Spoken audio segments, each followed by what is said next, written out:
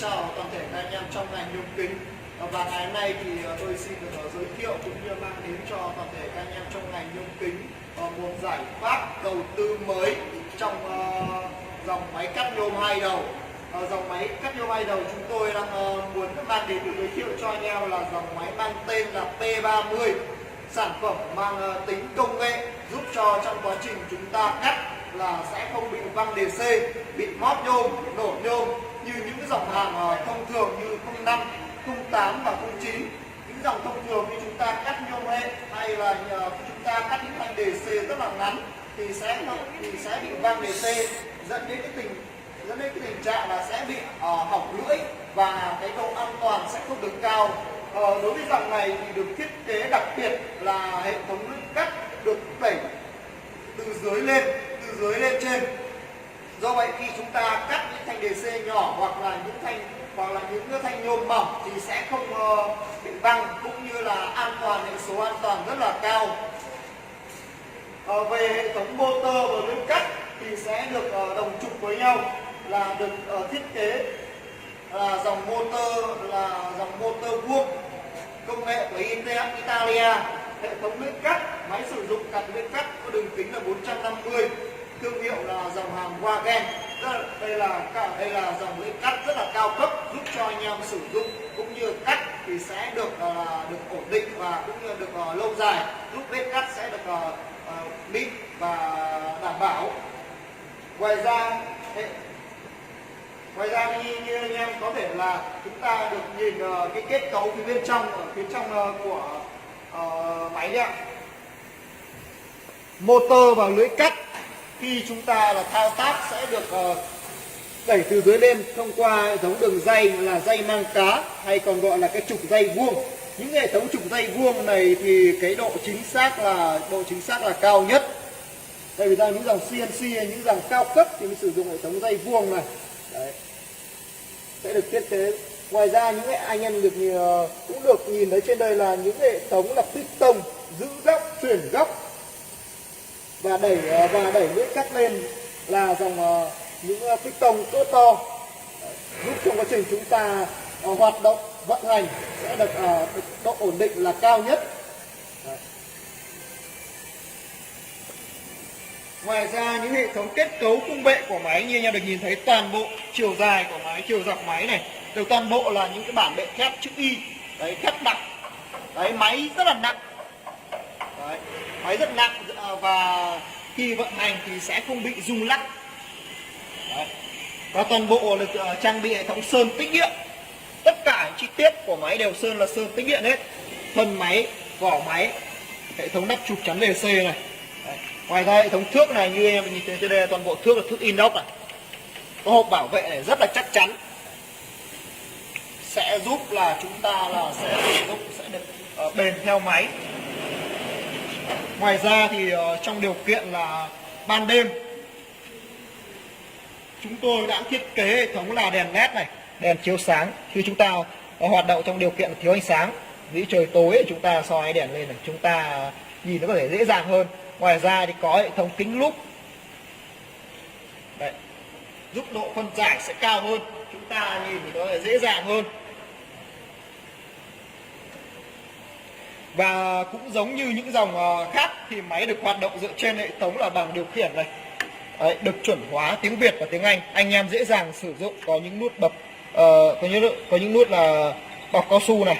Đấy, chúng ta có thể thao tác cùng sử dụng một lúc hai đầu trái hoặc đầu phải.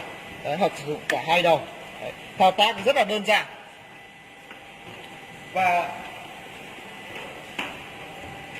phần sau đây là cái phần hệ thống tủ điện của máy. Hệ thống tủ điện của máy chúng tôi, hệ thống điện chúng tôi cũng thay đổi và nâng cấp hơn, là sử dụng dòng điện Schneider này. Đây là dòng điện cao cấp, hệ thống điện cao cấp giúp anh em sử dụng sẽ được bền hơn. Những dòng thông thường ấy sử dụng là hệ thống là dòng điện chin. Đây cái cục chống đảo pha này ít ảnh hưởng thì chúng tôi sử dụng dòng điện chin, cũng là để anh em đảm sử dụng là ổn định và lâu dài rồi. Ngoài ra hệ thống dây hơi, dây điện được thiết kế như thế bọc rất là an toàn. Ngoài ra thì trên đây cũng có bộ chuyển đổi nguồn sang 24V Đấy, giúp là hệ thống nguồn điện ra cái bảng điều khiển này thì là 24V, thì nếu như mà có chẳng may có rò điện thì sẽ không ảnh hưởng đến, nên an toàn, hệ số an toàn rất là cao. Vậy đây là tổng quan phía sau của máy. Đây là cái cốc lọc dầu, hai bên đều có cái cốc lọc dầu. Cốc lọc dầu được thiết kế trong suốt. Anh em chúng ta là nhìn có thể dễ dàng hơn, định lượng dầu ít nhiều chúng ta có thể đổ vào để đảm bảo thì máy khi cắt thì tránh là không có dầu để phun vào thì sẽ ảnh hưởng đến lưỡi cắt. Ngoài ra khi chúng ta hết thì chúng ta đổ dầu đây này, có cái cốc đây, có cái màng lọc này, lọc bỏ những cái bụi bẩn hay cái mặt nhôm này, nên bên trong này sẽ không bị tắc. Như là thông thường sử dụng một thời gian thì rất dễ là bị tắc.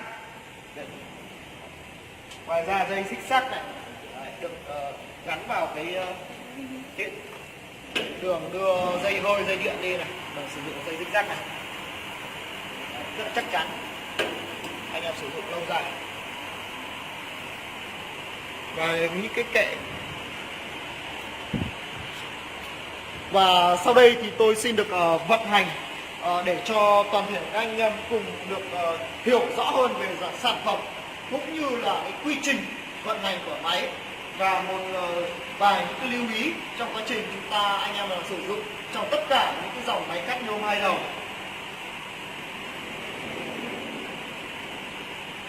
Khi chúng ta di chuyển những kích thước cắt này, cái kích thước cắt cần thiết chúng ta lưu ý là ám hơi lại để cố định cái đầu máy lại.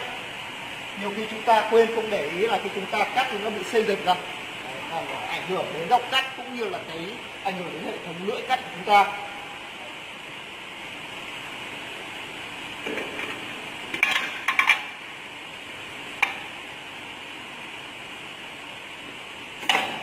Khi chúng ta chốt ám hơi lại sẽ ấn nút ở kẹp piston, kẹp phôi rồi. Và một điều đặc biệt lưu ý là khi chúng ta là cắt thì chúng ta sẽ phải khóa góc lại. Đấy. Có chốt khóa góc lại thì sẽ để đảm bảo an toàn.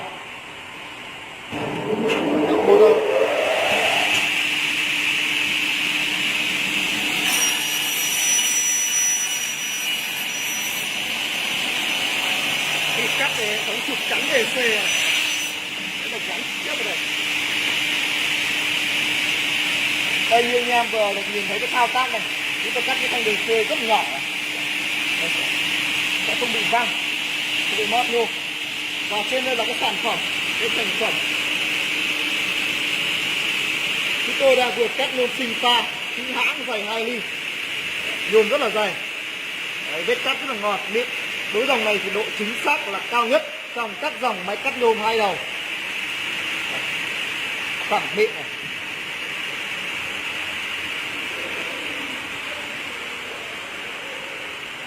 Khi anh em lựa chọn và sử dụng đầu tư dòng máy cắt hai đầu này thì sẽ giúp cho chúng ta là sẽ sử dụng cắt để sẽ được đảm bảo yếu tố là lâu dài, thì không sẽ không bị văng, thì cái lưỡi cắt sẽ đảm bảo được là lâu dài. Cái thứ hai, khi anh em đầu tư sẽ đảm bảo về cái mặt là tài chính, là đầu tư là chi phí rất chi là rẻ.